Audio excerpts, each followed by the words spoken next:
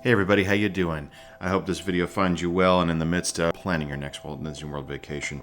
I'm Jonathan, your host here at Magical Day Media, and I wanted to talk to you about some exciting news that came out yesterday about after-hours parties for both Magic Kingdom and Animal Kingdom parks. So without further ado, let's dive right in here. So yesterday, Walt Disney World added some dates for both Magic Kingdom and Animal Kingdom for the after hours party. So we'll go over those dates real quick and then we'll talk about what the after hours party is and go over a couple pros and cons here. So first off, the dates for Magic Kingdom. The dates that were added were Monday, January 6th and Monday, January the 13th, both for 2020. And of course, all of this information is on the Walt Disney World website. It's there to be found. The easiest way to find it is to go to the Disney World website, and in the top right corner in the search field, just type in After Hours. It's a couple other places, but really that's the fastest way to find it, I've found. And that will bring up the After Hours party page, as well as the separate pages for each of the After Hours parties for the individual parks themselves. So again, for Magic Kingdom, they added January 6th and January 13th in 2020. Those are both Monday nights. And then for Animal Kingdom, I'm not going to give you the dates, I'm going to give you the range because they added a ton of parties here. Essentially, it boils down to every Thursday in the first quarter of 2020. So it starts Thursday, January the 9th through Thursday, March the 26th. Notable exceptions are January the 22nd, that's a Wednesday instead of a Thursday, and February 19th, that is also a Wednesday instead of a Thursday. Otherwise, every Thursday in the first quarter of 2020, there's going to be an after-hours party. So, exciting news. The after-hours party itself, what it is, they actually close the park early to the general public those days, and the park is going to be open for 3 hours for this party. It's a hard-ticketed event, so you do pay for the party. The dates that I just told you, they've listed the prices as $129 for a pre-purchase, or $139 if you purchase the day of the event there at the park directly. If you are either an annual pass holder or a Disney Vacation Club member, you can get your tickets for $99 instead of $129 or $139. Be sure that you are signed into your account and that you've linked your membership to either one of those groups with your account so you get that discount when you purchase online. So what they do is they close the park 3 hours early and they leave it open for the guests that are part of this party. If it's Magic Kingdom Park, it's usually from 9 o'clock until midnight, and for Animal Kingdom, it's usually 8 o'clock until 11 o'clock. Go to the site, check it out for sure on those dates, or for the date that you selected, because it can vary by an hour either end. But it's always going to be at least 3 hours where you have the park for the party. I love these parties myself. I'm not a shill for the company, not paid for the company. Wish I were, but I'm not. And I just love these parties because the crowd levels are so low. But we'll get into that in just a minute. So let's talk about a couple of cons for the parties. First con is it just seems like a money grab. No joke. It is expensive to go to this party. You're essentially paying for a one-day single park ticket to go to this party. Like I said before, $129 pre-purchase, $139 purchase day of. Even the $99 if you're an annual pass holder or DVC member, it's still a lot of money to swallow there at once, especially if you're a family of 4, 5, or 6, have a large group going.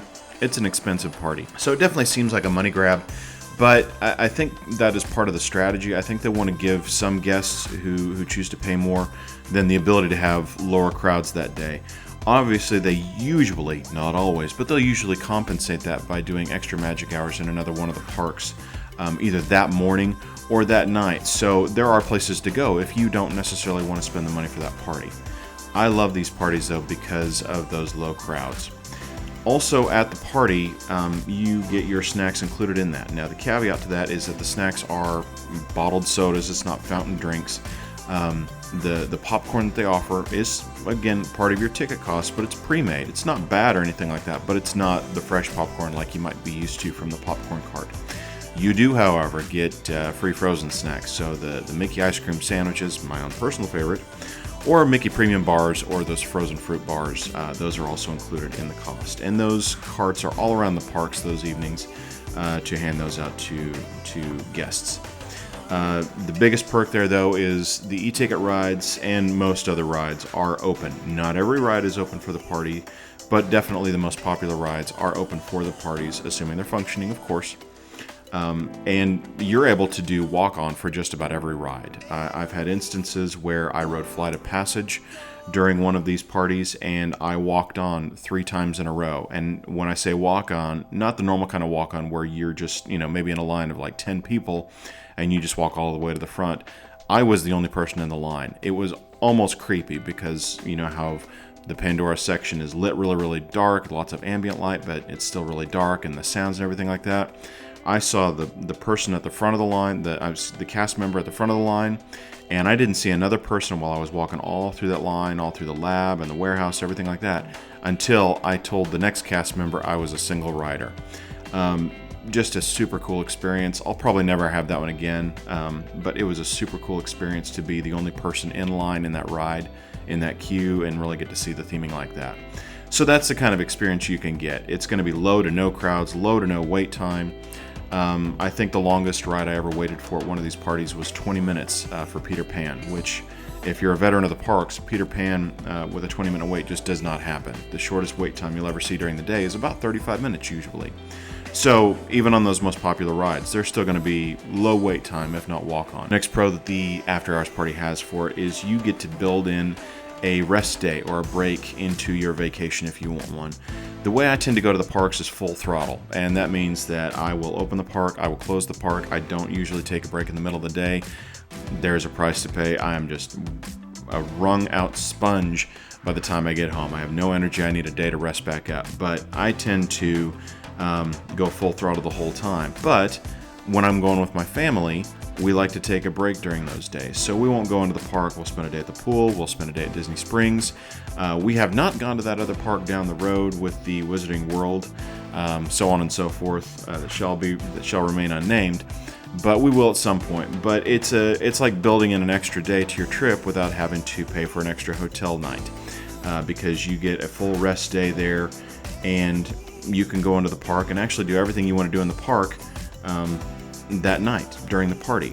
Or when I go by myself and I'm going to the After Hours party, I'll actually go to another park or even go to that same park for the whole day and just go really slow and take it really easy and take in all the scenery and look for details that I've never noticed before, or maybe go to a section of the park that I've never gone to before and just see what there is to offer and see what the Imagineers had fun designing.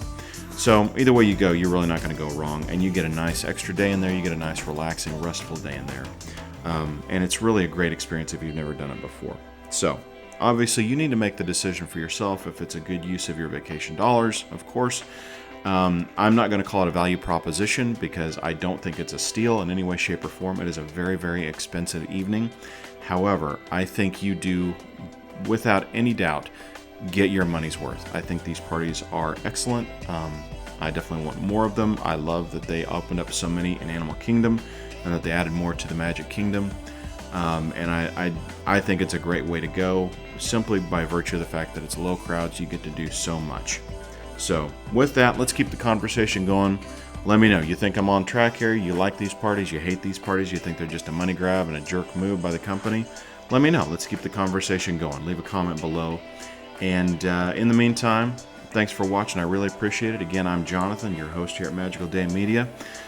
Please do all the YouTube things, like, subscribe, hit that notification bell, share me out on media, walk your dog, eat your vegetables. I think that's going to do it for that list of items to remind you to do. But I really appreciate you watching, everybody. Have a great one, and always remember, keep it magical. Thanks. Bye-bye.